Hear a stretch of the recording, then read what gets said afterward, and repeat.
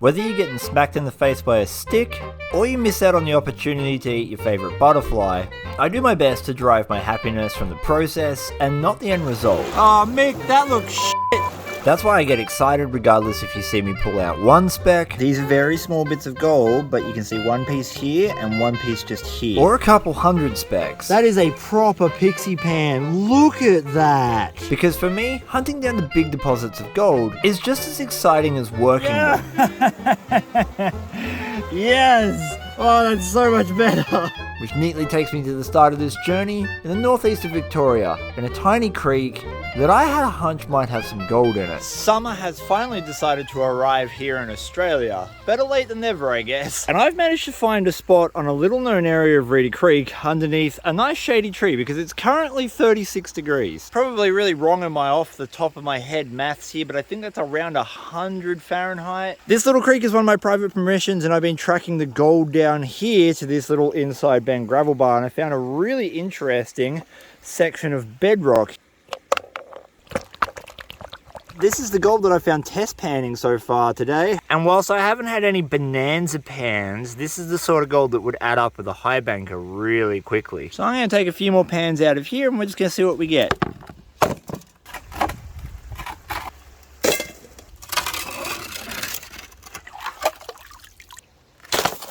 Show them your balancing skills, Chris. Oh yeah. There we go. The best metal detector ever made is a gold pan.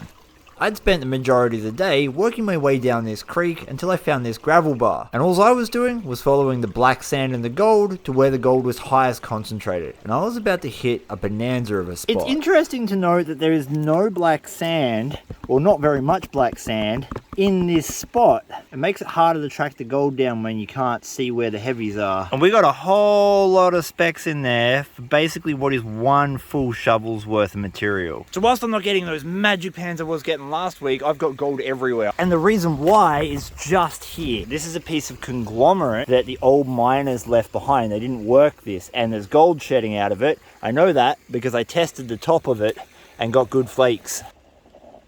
The entire length of Reedy Creek has these conglomerate deposits on it, so you just got to find where the water has been eroding them and shedding it into the creek. And this was the pan that was about to make my day a whole lot more exciting. See, now that looks really good. This is fractured bedrock here, and we've got river gravels mixed in it. That means we're in the bedrock where river gravels were able to access. That means if any gold's gone in there, it's never left. Should have brought my gumboots down, but man, seen your sweat feet otherwise.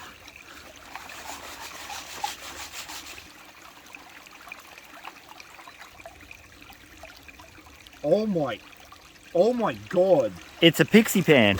I haven't had a pixie pan in a long time. Look at that.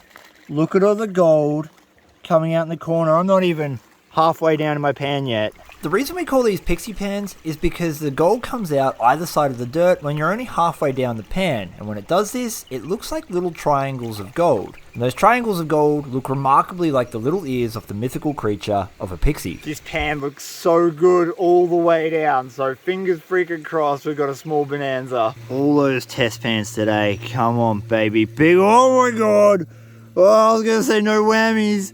Oh! No f***ing way! That's one pan! No! That is as much gold as I have got all day. I've been out here for about an hour and a half test panning. That's why we test pan. That is a pan full of gold. That is a proper pixie pan. Look at that. Like, how much more is there? Is it only in that bedrock, or is it like underneath the gravel that I've got here as well? Pixie pans do not happen very often in my area at all, and what I was about to find out is I was going to get a whole heap of them.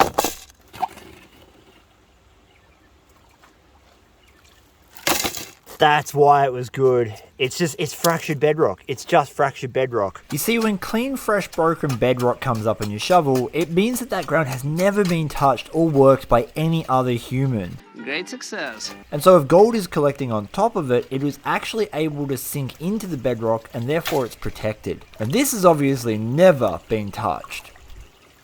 I'm not seeing any gold at the back. A few moments later. Yeah, we've got gold at the back. Okay, there's hope.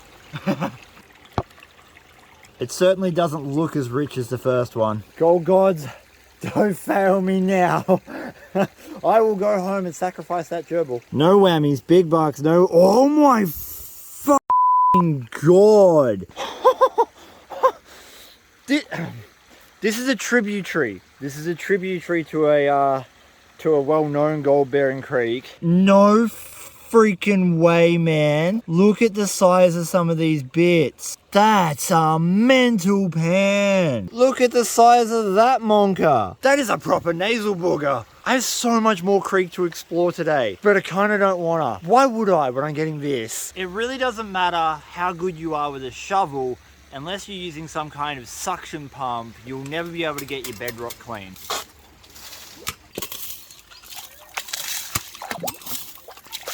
I've never seen any nuggets here, but I feel like I should probably start checking my classifier.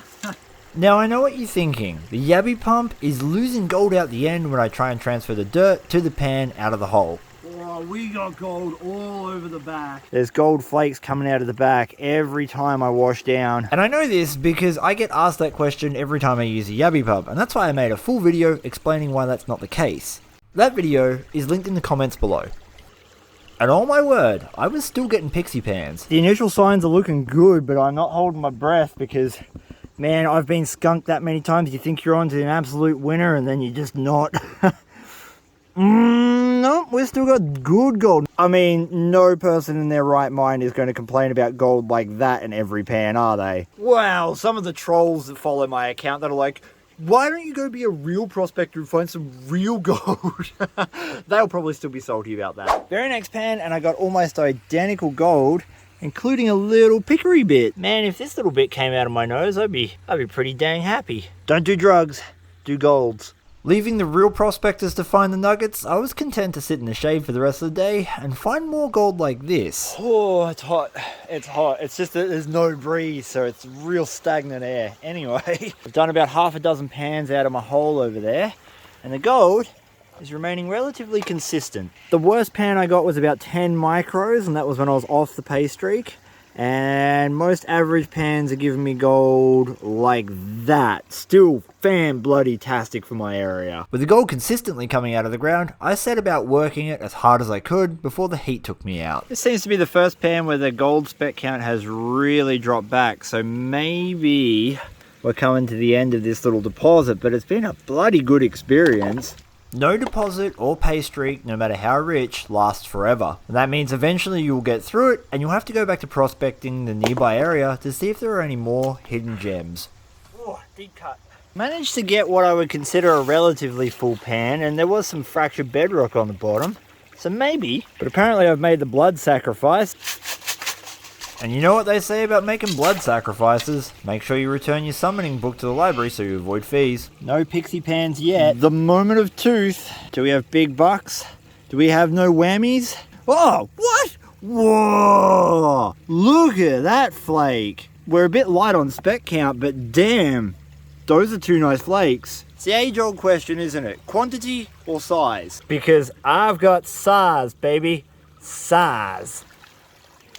That spot isn't giving me any pixie pans anymore. It's still giving me great gold, so I'm coming back. But now that that nice, tasty main deposit's worked out, I'm going to keep exploring this creek. And before I go exploring, I'm going to give myself the motivation of looking at how much gold I've already collected today. Holy crap. Bro, that's just from this spot. They are some of the yellowest and crunchiest pieces of gold I've ever seen on this creek. What a spectacular start to the day. Anyway, I'm going to continue on. This is part of a reef that I've been working for the last several months, and it's actually quite rare to see this size gold come out of it. You see, 99.99% of all quartz carries no gold. It takes a very special set of circumstances for the quartz, just like this one, to bring gold to the surface. And I think most gold prospectors, when they first start out, assume that gold reefs are going to have gold like this all through them. When in fact most gold ore looks like this. Really dirty, nasty quartz, and you can't see any gold until you process it. Today I'm going to be using my dolly pot, my off-grid jaw crusher, and a jeweler's loop to be able to see the gold. And hopefully by the end of this video, you'll understand that if you're in the right region sampling quartz veins and you're not able to spot the gold straight away, you might be throwing out a valuable pile of gold ore if you're not using one of these. This is a random selection of ore out of one of the buckets, meaning that this came from several different places across the face of the vein, which is what you want to do when you're sampling. The more places you take rock from across the face, the greater the chances are that you're going to accidentally come across where the gold is mostly sitting in the vein. Once you know that there's gold in the vein, you can go back to it and work out exactly where it is later. Bye-bye! This is Stampy. His only responsibility? Stamping.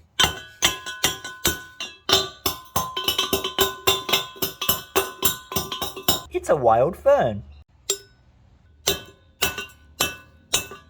The jaw crusher is pretty cool. In here are two pairs of actuating jaws, and when you move the handles up and down, they grind together. There's a discharge port down here where the spider lives, and we put a magnetic mechanics tray underneath it, and the magnet helps collect all the spalting off the crusher. That little off-grid crusher is so much faster than trying to crush everything in the giant dwarf mug. Hi-ho, hi-ho, it's off to work we go. We're going to go a lot finer than this, but look how fast it reduced it down to that. Now when it does come to crushing ore, you want to crush it as fine as possible. If you can get it to talcum powder, you get it to talcum powder, because that really fine gold has to be released from the quartz. Righty-ho, that is our first pass, and it's looking pretty good. This here is a 50 mesh screen. 50 mesh means 50 holes per square inch. Pretty small, but realistically for ore, you want it even smaller. If you have like a 200 mesh screen, you want it down to that size. At the moment, I've only got a 50 mesh screen. Which should give us an indicator if there is gold in it, but not a true representation of how much. Time to make this a little tighter. After 4 passes, this is where we're up to. Everything under 50 mesh, we've got a reasonable amount here and it's relatively fine. This is everything over 50 mesh. I'm going to give it one more pass and then we're going to pan it down. When it comes to doing ore crush pan-offs like this, you want to take your time and go very slow, because remember, you're dealing with gold that's extremely small. So we give it plenty of stratification to make sure the gold has sunk to the bottom, and we try to take the dirt only off the front half of the pan. The gold that comes out of ore is notoriously difficult to pan or sluice. Chemical extraction, fire assays, or even shaker tables are much better methods to recover the gold. Fernie, we all done panning and ready to reveal. I've just transferred those concentrates from this pan into a black pan so we can better see the gold we got. That is under a regular power lens, and what I'm really interested in is seeing this gold up here, because whilst we do have a few nice little pieces down here, that's what makes up our weight up the top. That there and these few pieces here are the ones we could see with our naked eyes under regular power, but all those tiny little specks of gold right in the center of the frame now are the pieces we were interested in, because that is where the true weight of a gold ore crush in my area comes from. So there you have it, tiny gold that you need some kind of magnification to be able to see. So next time you do an ore sample, just remember, just because you can't see it doesn't mean it's not there. It's good to be back. Yes. Yes. It is going to be a good day. It's going to be what we call legitness. Gazzy and I found this spot just last week, and we've had to wait a few days for some storms to go past. It is one of the richest spots we've found in the last 12 months. You know we have to contend with the leprechaun today. He's going to get all of it. He is. Look at him, just summoning gold into existence. So this is top gravels, just basically sand, a little bit of clay, and we're getting nice coarse pieces. Look at that. Now that is not a representation of the gold that's in this ground. That is literally just surface level sand. Gadsy has a very important message for the Beechworth hardware store. Get bolts and wing nuts together instead of separately, because the measurements are completely different. All three of us have different sluice box setups. I got the 6-inch gold rat, Mick's using a fluid bed sluice that's running into a gold rat. Gadsy's running an Oswash sluice using expanded mesh and carpet. Let the great classification begin. Classification while using a river sluice is imperative. The first stage is breaking down clay balls that may be containing gold. And the second stage is making sure that all the particle sizes are relatively similar, and to make sure that really itty bitty gold doesn't have to contend against large pieces of quartz or other rocks that may knock it out of its capture zone. Oh, it's going to be heavy. Well, we're certainly going to find out how strong these handles are in a second. Mother didn't raise no bitch!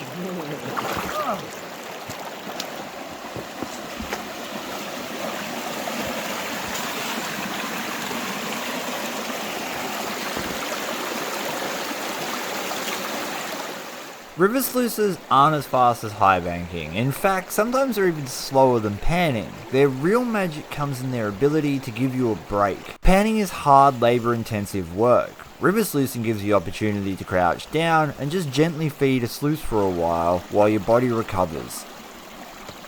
Meaning by the end of the day, you actually end up working more dirt because you're able to function for longer.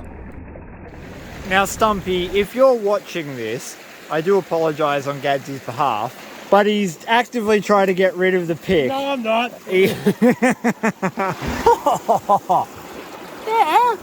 look at all the gold.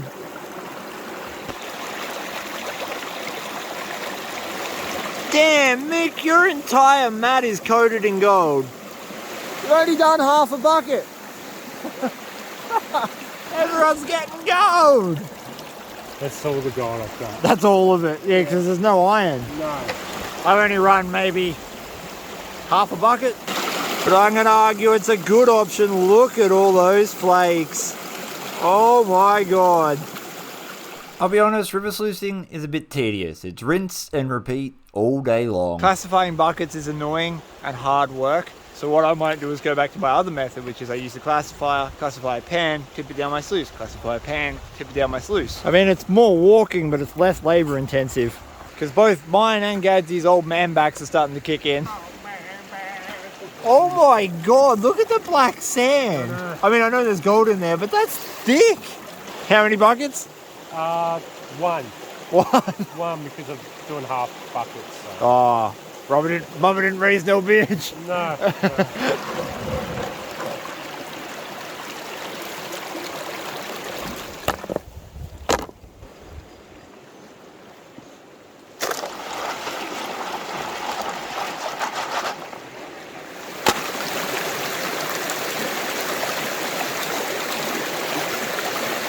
The real advantage of using this method is you get a chance to actually see what's in your pan if you tip it over your riffles. It gives you an idea if you're on the gold without having to do a test pan, so we're still on the gold. As Fernie will tell you, you don't have to carry nearly as much weight. Because buckets full of ironstone and gold be heavy, yo. And so, the process continued. All three of us digging in the ground, taking regular test pans, classifying down buckets worth of pay gravels, and dragging some seriously heavy buckets all the way over to our sluice. I mean, even Fern wasn't impressed. It's hard manual labour. And damn Mick, them some strong bucket handles. Gadsy and I only left this spot maybe 4 days ago. When we left, we were getting like really nice pieces, a lot of them. Now we're getting a lot of pieces, but they're really fine. It's like the gold shrunk. It's like it's gone through the gold dryer. Fernie, I just had to emergency pull the sluice because the whole thing tilted to one side and you can see it just pushed all the concentrates over, so I rescued it before I just lost all that work. Ooh, that looks like a lot of gold. Normally I would run this all day, but today, because of that tilt, I've had to clean out way early. I haven't really done that much dirt. We've only been running for about an hour and a half. Nonetheless, let's find out. Heaps of fine gold, a couple of nice flakes. Like, that's a real nice flake there. It's so weird that the gold went from being like an average of this size flake every pan down into this really fine stuff, which we weren't getting much of the other day. Still, I'm not going to know how much I got out of the first run until I take it home and run it over the miller table. Whilst I think I've done okay, Gadsy's giving me the look of holy sh**. Whoa! Whoa! Never done that before. Whoa! Bro! Bro! Bro! What the Oh my god! All your cells are full of gold. I know. No Woodstock for you. Yeah, all whiskey. A full bottle. Damn it, Beechworth Hardware, get your wing nuts right. Meanwhile, Mick has emptied out the crock. Mick's saying this is just what's out of the boil box. He hasn't touched the mat, and the mat, that looks every bit as good as Gadsy's sluice. And this right here is what it's about. Sharing a wicked day on the creek with a couple of good mates. Just a little bit, Sir Sweaty Gold Pants. Just a little bit. Mick, being a leprechaun, had no issue separating the black sand and gold. I find river sluicing really clinical and kind of boring, and my brain can't handle it, so I've gone back to panning. I dragged Mick all the way out into the bush. Promised a good gold, 100 specks a pan. Could barely find 20. There's not a whole bunch of ironstone in this, so I'm not feeling like the Kraken has infused it with anything. Gadsy, where has the gold gone? Oh no. Oh yeah, it's all flood gold though. What happened to our flakes? Let's make one thing really clear. Someone who subscribes to Vo-Gus Prospecting, someone who doesn't. The choice is yours. Now that we've got that business out of the way, Gadsy, one more pan and it's going to be good. Okay. Did you just say I could dig in your spot? You can dig in my spot. That's so generous. Yeah. I don't have enough gumboot. You still got a bed. A small pebble. Big salty Gadsy box. Gadsy subscribes, that's why his gold's big. Yeah. That's way more ironstone already. Right, we've insulted it. We've remained completely negative. We've dug in Gadsy's spot. Ah, yeah. Yes. Oh, that's so much better. Sweet, delicious nectars of life. I would snort them if they weren't covered in mercury. That is the gold that I managed to collect for today. Well, some of it. You can see just how super fine some of it is. There's no way of cleaning this up properly on the creek, so I'm going to take it home to the miller table where I can do an efficient job. And it's a bit of a lesson that I try to teach everyone, is that you can only dig gold while you're on the creek. Don't spend your time cleaning up on the creek. You can do that at home with a whiskey. This here is all the gold that I managed to find using a pan and a river sluice next to a Vo-Gus Prospecting guitars pick for a bit of scale. That is a solid take of gold, and I'm very happy to have found most of that in the first creek I hit in the week. But now it's time to get this on the scales. Right before we weigh up the gold, I just want to mention that I give away pay dirt over on my Patreon channel every single month. If you want to be part of that, it costs $1 whole, and the link is in the description below. Oh, and we've also got brand new Senior Sweatpants merch over in my merch shop. Check that out in the description below. Looking at the gold that I've got in here, I'm going to guess it's over a gram. I'm going to guess 1.27. 1.47. At the time of recording, that is worth 127 Australian dollars, which I think is a pretty decent gold take. Thank you so much for watching my video. Please give your dog a big scratch behind the ears for me. And until next time, peace, and I'm out.